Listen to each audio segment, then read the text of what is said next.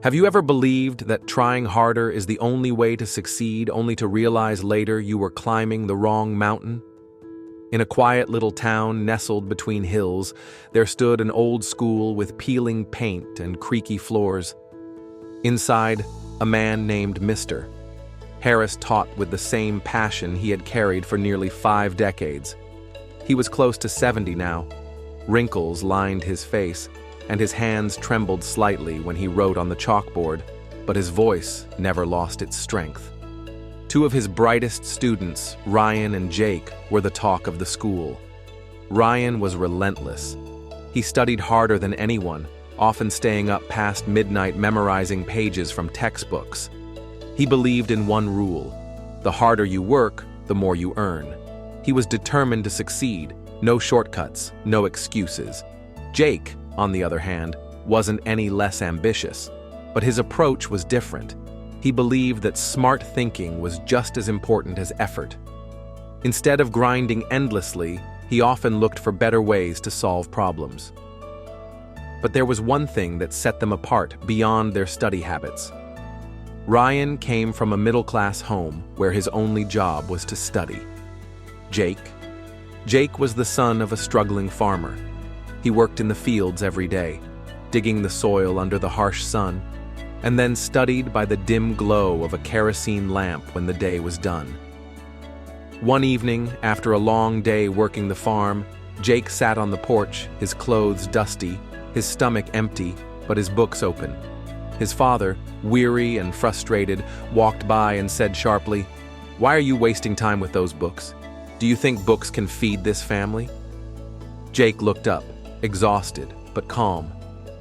"If I don't try, Dad, we'll always stay like this. I'm not reading for today. I'm reading for tomorrow." His father said nothing. The next day, Mr. Harris called both boys to the front of the class. "I have one final challenge for you both," he said with a strange twinkle in his eye. "Climb the mountain behind our school and bring back the blue blossom that grows at the top. Whoever returns first with it wins." Ryan nodded immediately. Jake just smiled. The following morning, Ryan shot out of his house before dawn. He ran, stumbled, scraped his knees, and climbed the steepest path he could find. His legs ached, his breath burned, but he didn't stop. Jake, meanwhile, didn't rush. He stood at the base of the mountain, thinking. Then, he noticed an old man resting under a tree nearby. "Excuse me, sir," Jake said. "Is there another way up this mountain?" The old man smiled gently. "There's a narrow trail behind it. Not many know of it. It's longer but easier if you're smart about your steps."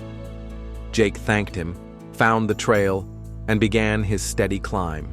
He saved his strength, moved with focus, listened to the birds, watched the sun rise. Hours later, Ryan finally reached the top, covered in sweat and dirt, only to see Jake walking down blue flower in hand. Ryan's heart sank. Back at the school, the 2 boys stood before Mr. Harris, Jake, calm and collected, Ryan, confused and frustrated. Mr. Harris looked at them both and said, "Ryan, your hard work is admirable. But sometimes, climbing the hardest path doesn't make you the strongest. It just makes you tired." He turned to Jake. "And Jake, your intelligence guided you. But remember, life isn't just about shortcuts. Smart work is only valuable when it's backed by real effort." Ryan lowered his head. "I thought I had to suffer to succeed." Jake added quietly, "And I thought there was no other way but mine." Mr. Harris placed a hand on both their shoulders. "Success, boys, is not about working blindly. It's about knowing when to push and when to think."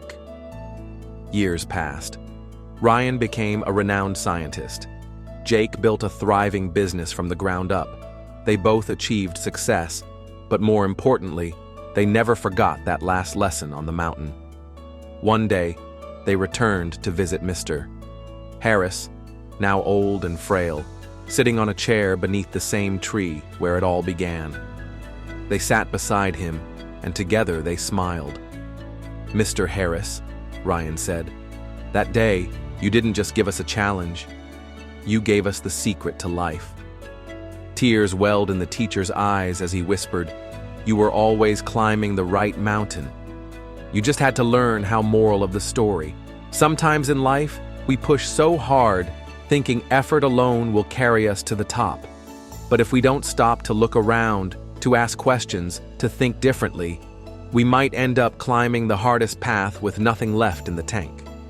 Work hard, but also work smart, because the real winners in life are those who know how to do both.